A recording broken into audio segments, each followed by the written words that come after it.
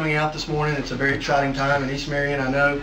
My name's Chris Bond. I'm the president of the McDowell County Chamber of Commerce, and everyone knows why we're here today. The Chamber is very honored and very happy to be included and taking a part of this exciting event and the ribbon cutting for the wall. I'd like to go out and thank Jerry and the ESC and JobLink for making this history wall possible. A lot of time and effort's gone into this, and I know everyone will enjoy this. Since its opening in 1909, Marion Manufacturing was a major player in the total economy for McDowell County, and was that way for many decades. So this is just a wonderful thing to have out here and be open for the public to come in and see. The identity that the East Marion community attained during those years, it's was a powerful legacy and still remains a powerful legacy today. So again, I'd like to thank everyone for coming out, and I'll turn it over to Jerry. Thank you. Chris, thank you. Some of y'all sit right here. That's what those are for. Yeah. Hey, Taylor. Hey, sit down over there. Taylor, here.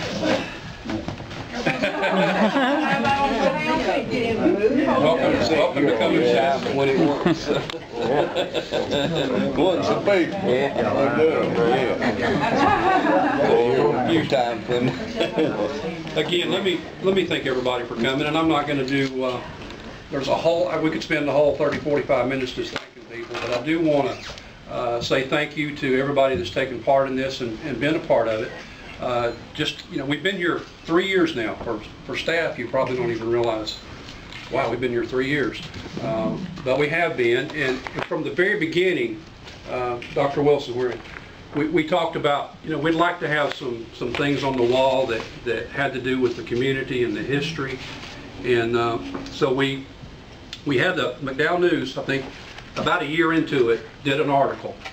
And Norman, who turns out to be my neighbor, this really helped out. This is kind of what got it started.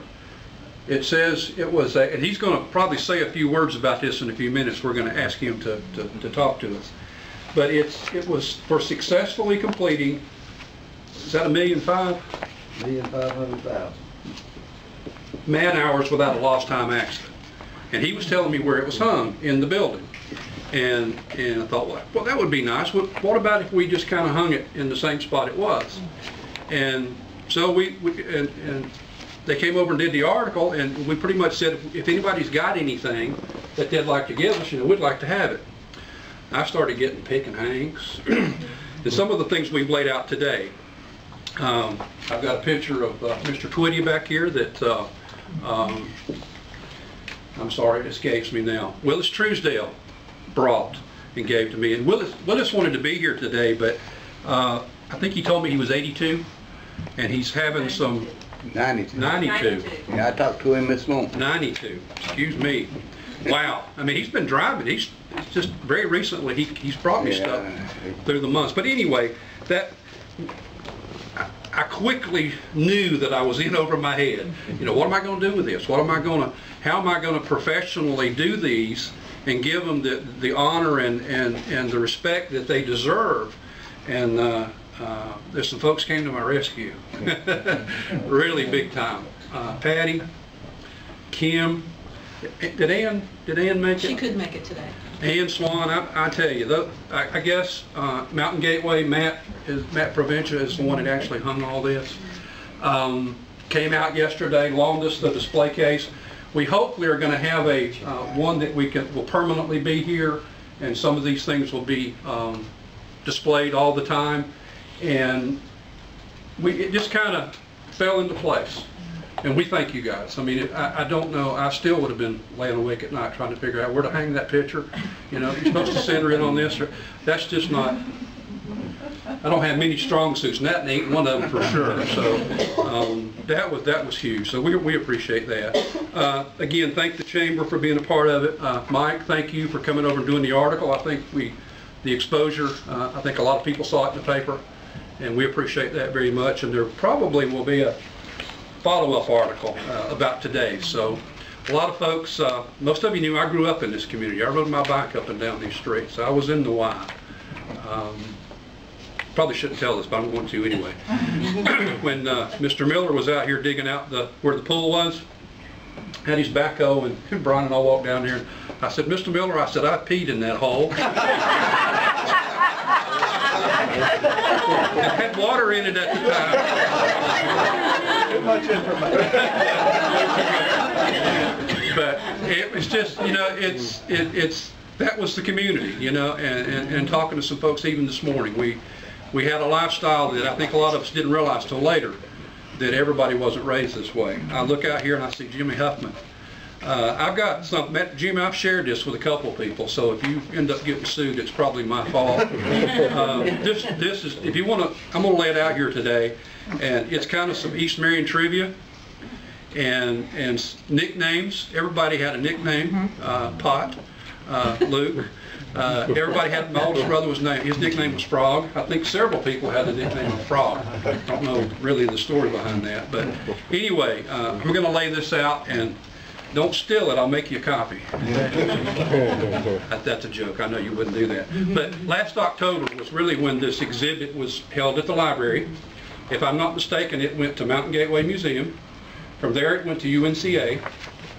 And before I go any further, Kim's had a couple of things. She's been real instrumental. She's been my hero in this. She's been over, I don't know how many times, helping us, putting it up. Bit was here this morning with Windex and just doing the heavy lifting. I brought my own too. And yeah,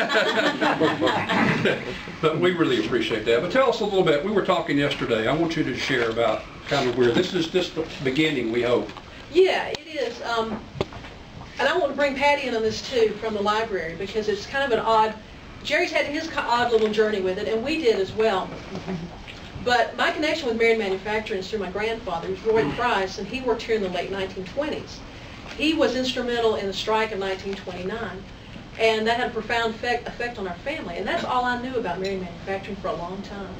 And when I started working on this exhibit last year, I found out so much more, and so much more about East Marion, and what a special place it was. But what really started the wheels turning was a scrapbook. And it really became through that. I had a gentleman contact me named Mike Blankenship, and he wanted to know if anybody who had any connections or interest in promoting Marion Manufacturing, because they were planning to tear the building down. And Mike was, he had possession of a scrapbook that Ruth Bringley had done and had given him to do some reports with. And he still had that scrapbook, so he brought it to me to see, and I was, of course, very excited about it.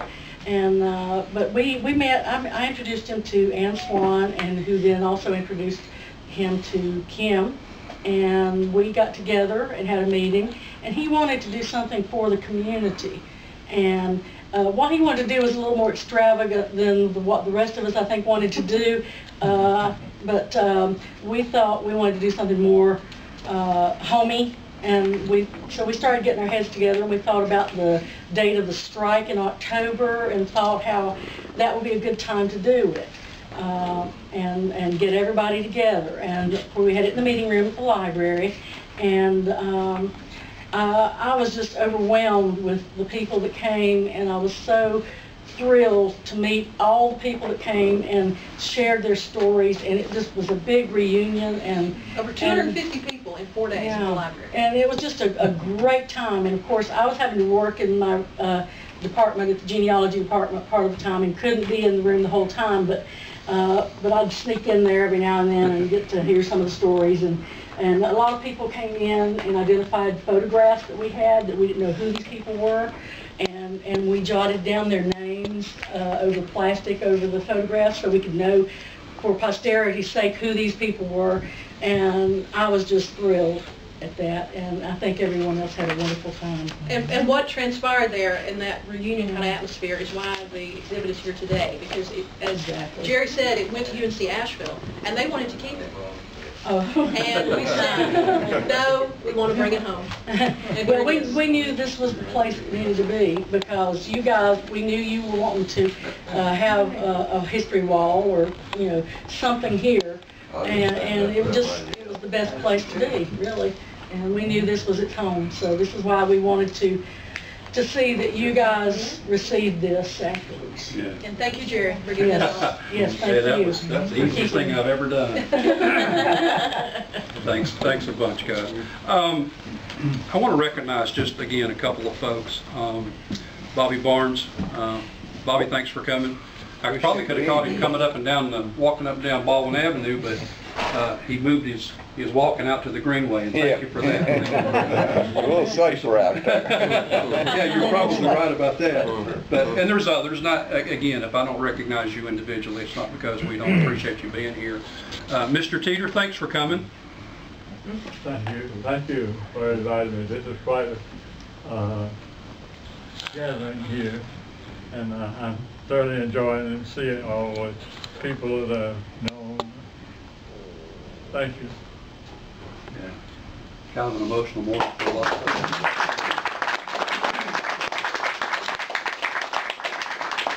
When we started kind of planning the day a little bit, we wanted to, you know, kind of figure it out and do the best we could. Two names kept coming up. Joe Tisdale. Joe, where are you? And Norman Guthrie.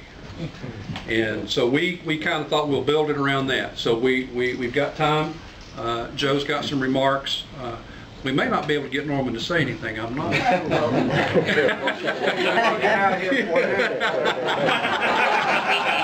no, Norman has been just a real help and really goes way back. I remember Norman when we actually did the rapid response down here across the street when we came out and all that was happening. And so anyway, that's the two names that kept kind of coming around. So I'm going to ask Joe. Joe's got some remarks that he wants to share. Then we're going to ask Norman to come, and we're going to cut the ribbon. And we've got this place reserved till, at least till noon, so we want you to hang around as long as you want to. I know some of you need to go, so whatever you need to do, you feel comfortable in doing it. But Joe, come and share some remarks, please.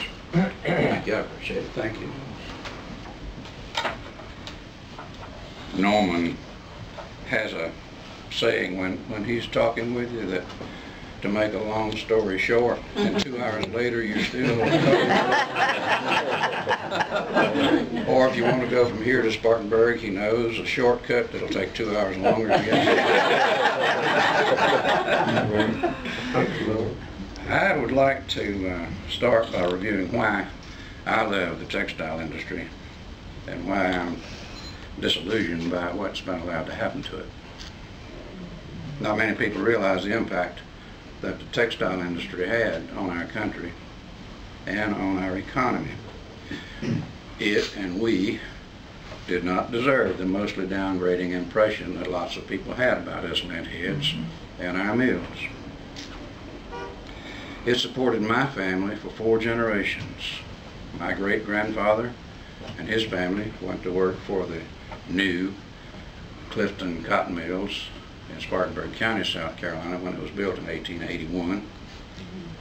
My grandfather was a slasher tender at Packlet Mills in Packlet, South Carolina, where my dad was born. My dad was a loom fixer and a shift supervisor at Burlington Mills High Shoals plant just down 321 from Lincolnton. My mother was a weaver for 30 years or more.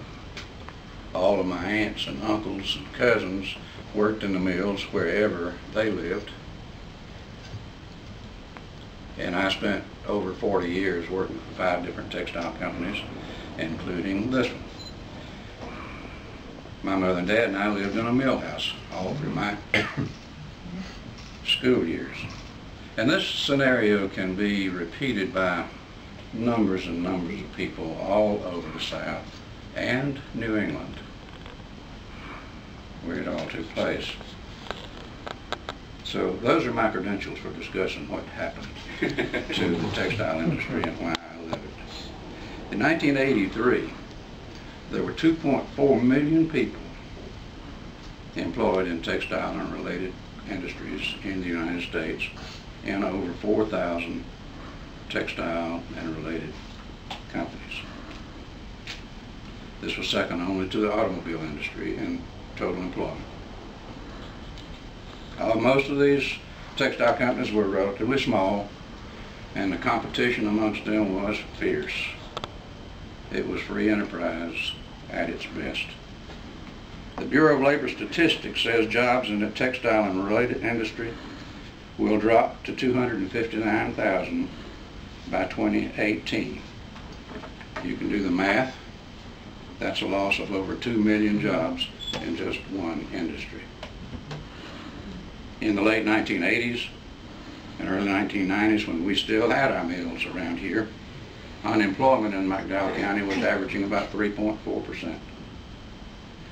And about half the people employed in the mills were women. Wouldn't that be great to have that today? Mm-hmm. What happened? Simple. Globalization of trade with no restrictions brought about by NAFTA, the North American Free Trade Agreement, and other agreements of that type. But the death knell came when the United States and China joined the World Trade Organization, which took down all barriers. Fair trade was replaced with free trade, and we couldn't compete with government-subsidized companies in Asia, primarily China, paying 15 to 20 cents an hour. One thing that irks me about our own government, state and federal, they seem not to be bothered by these job losses that they refer to as non-skilled that can be replaced by higher-paying, high-tech jobs. I beg to differ with that. The mainstream production jobs in a textile plant like this one required a high level of manual dexterity, skill, and the ability to think and plan. Certainly more than is required on a roboticized assembly line job. Plants like this one were self-sustaining entities. Not only were there production skilled operators, but we had machinists that could rebuild virtually anything, weld, cut gears, whatever. We had knowledgeable mechanics in every process that had to observe, analyze, diagnose, and fix machinery that was producing inefficiently or turning out poor product. We had electricians that had to deal with the normal 120 volt to 550 volt circuits and complicated computerized controls. We had carpenters. We had boiler technicians. We had air conditioning technicians. We had plumbers. We had quality control technicians, industrial engineers, fabric designers, production planners, computer programmers, secretaries, management people on all shifts, and a medical clinic manned by a full-time registered nurse. Unskilled labor? Not on your life. Well, what happened? 10 to 15 years into this new era, how's it working out? In the areas that were predominantly textile communities, like this one. Several years ago, a study by the North Carolina Employment Commission found that 50% of the employees that had been laid off from their textile jobs had not found a job after 1 year. And 62% had not found a job after 2 years. And 60% of those that had found jobs were making 18% less than they were when they were laid off in the textile job. You can form your own opinion about whether it's worked out well or not. This plant, known locally as East Marion, or Marion Manufacturing Company, was somewhat unique in its product lines and its capabilities. It produced yarn-dyed fabrics and stripes and plaids for both apparel and upholstery. There weren't many that had these capabilities, or it would have gone under a whole lot sooner.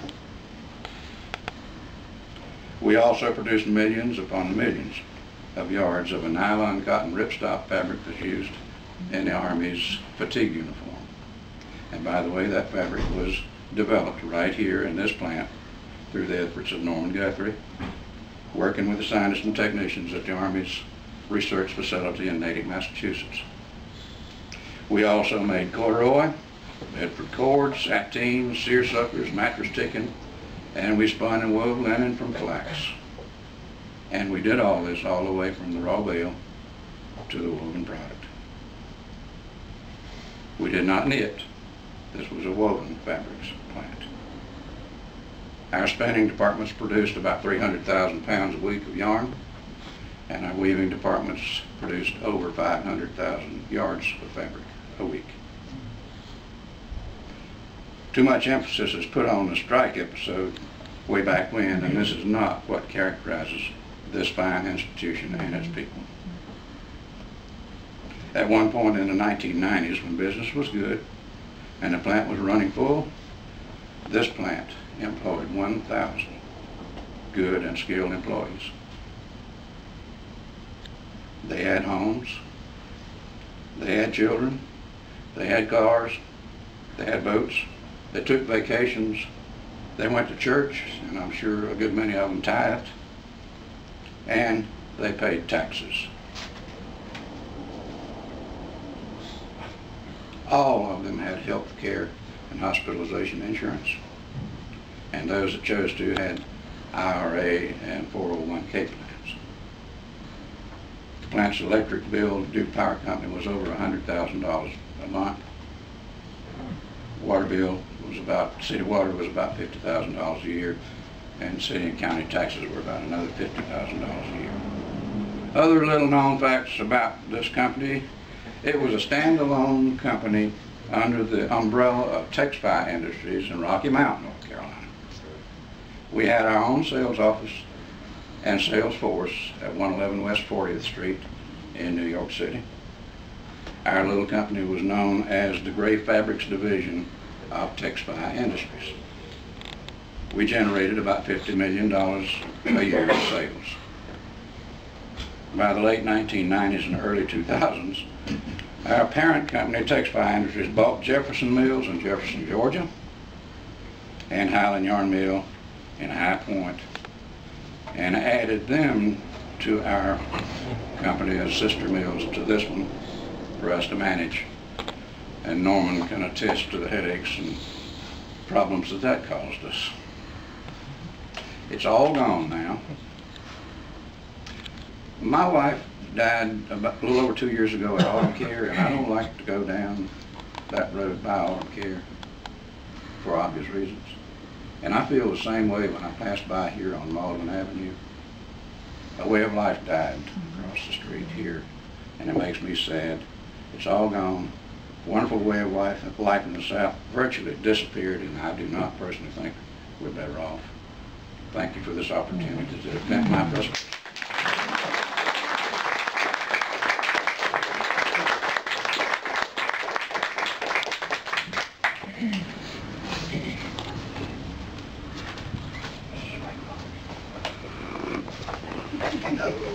All right, boys. He said Wake Forest.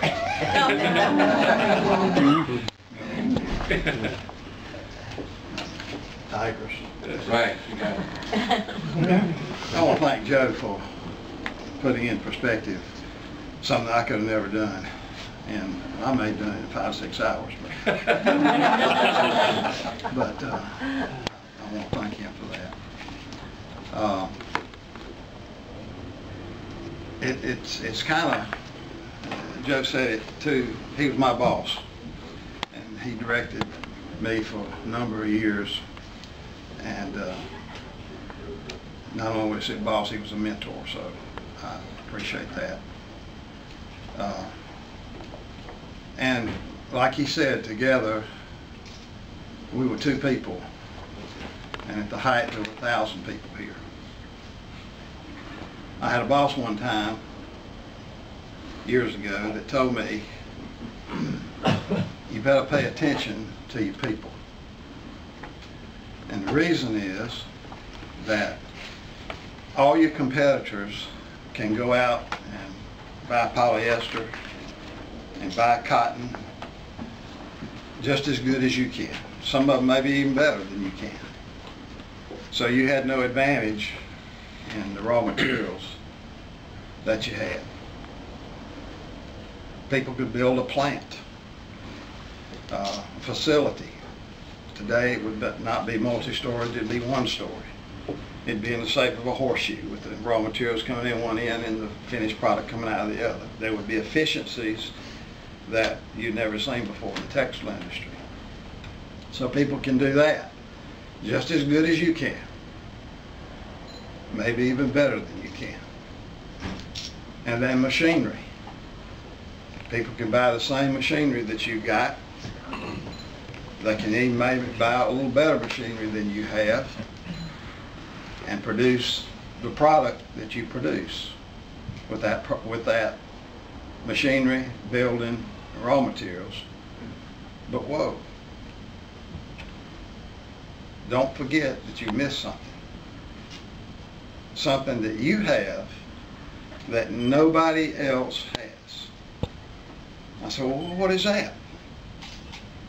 Your people. You've got your people, and nobody else has your people. And if you do what is right with your people, then you will make an exemplary product, one that will be needed and one that will be purchased because it speaks for itself. I don't think I've ever had any other advice that was more pertinent and more truthful than that. And if you ever turned away from that, then you lost the edge of making that product. I can say that without question, the efforts of the people of Marion Manufacturing over the years made it what it was. And like Joe said, we were independent. You stayed in business. You know, the most beautiful 6-letter word in the English language is profit. It has to be moral and it has to be earned, but when it is, it guarantees survival. And that is the way it works. And it pays taxes and it pays all the other things that are necessary to be a standalone operation. But when I look back, and Joe and I have the benefit of hindsight, there are two things that you remember. One is you remember the good times. The good times. The good times. You can remember the bad times. Oh yeah, you can do it, but you have to work at it. You have to crank something.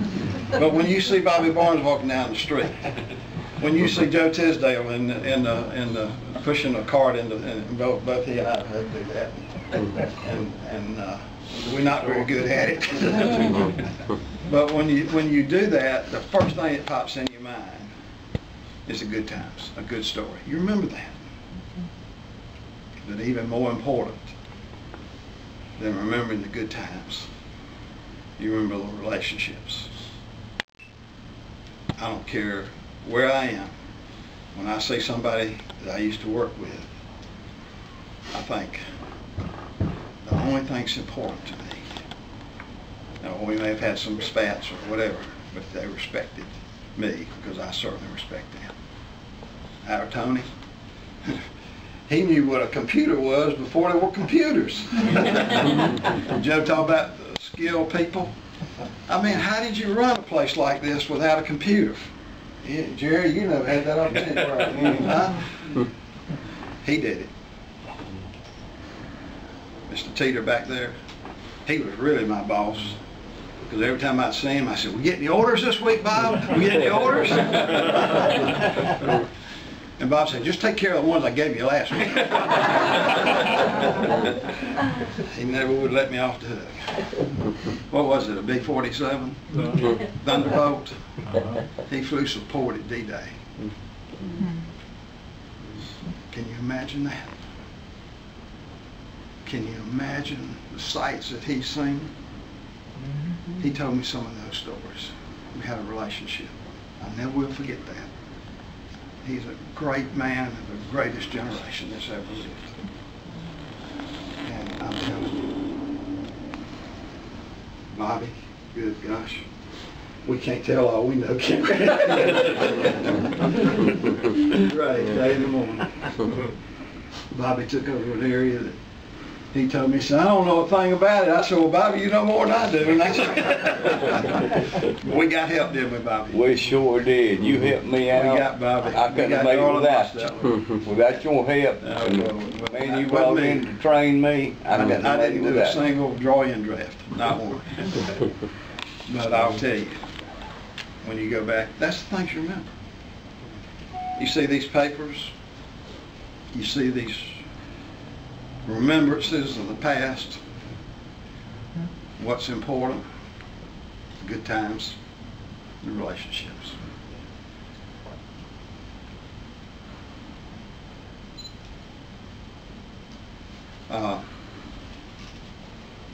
I'm very honored and humbled to have had the opportunity to form these relationships with these people. Marion Manufacturing was not only that building over there, it was not only what was on these pieces of paper, it was the people that I had the opportunity to work with. Thank you so much.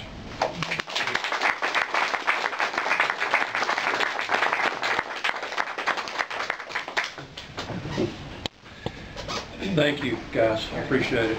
We're going to go ahead and do the ribbon cut here just in a second, Chris. Yeah, and somebody help me out. I think we'll maybe cut it right here, going into the hall. Just a couple of words, and again, this goes back to Kim and Matt. When they first came, I said, okay, here's the wall. You guys have at it. You'll notice when you come in, the first thing you see is the good stuff. And I want you to pay particular attention to the picture that's right above the door here. You'll see the smokestack, and if you look just right, you'll see the smokestack. When Matt was putting it up, he thought, hey, come here and look at this. It's amazing what you can stumble on into, but it kind of matches up. And then the strike portion is as you leave there.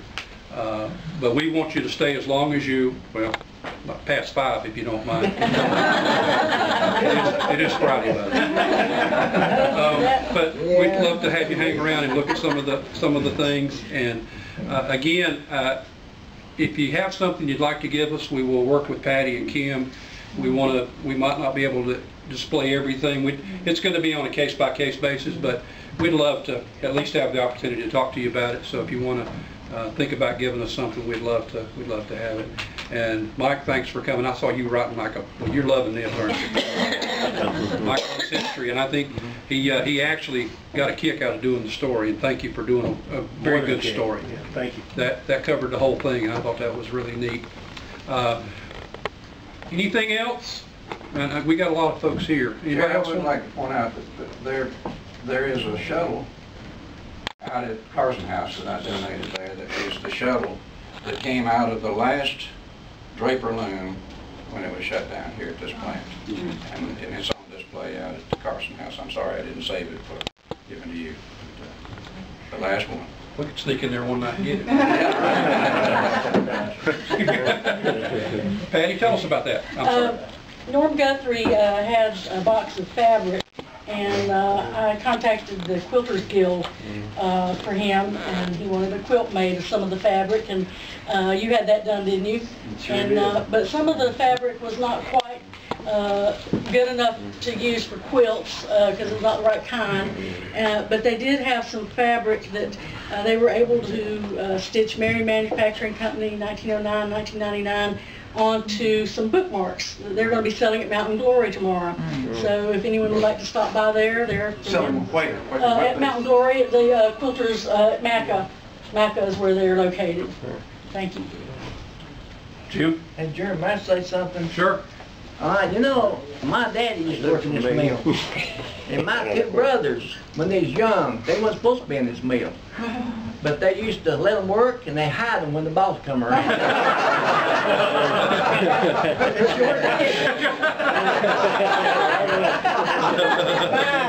My mom and daddy told me that so many times, and I said, I got to tell this somebody one day. Thank you. You're welcome again to hang around, and I'd love to hear some of these stories. And that was one of the things that we knew that would happen. So you folks that came, thank you for coming and share some stories with us. We'd love it. We'd like Mr. Teeter, Norman, Joe, come up here. We're going to cut this ribbon. We'd like to have you in this, if you will, please. And again, this is going to be our first phase dedication. So maybe we'll see you back in 10 years or 5 years. Norman, how about you cutting that for us? No, you do it. Or help all three of you get your hands. Yeah, that's. We tried to get some big scissors, but they didn't have any. And it does cut. Let's cut. Y'all ready? 1, 2, 3. Pull it tight.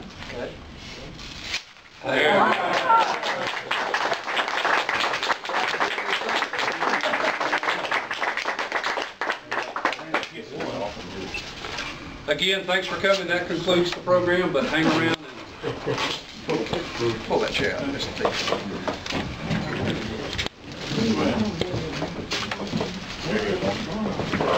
Thank you.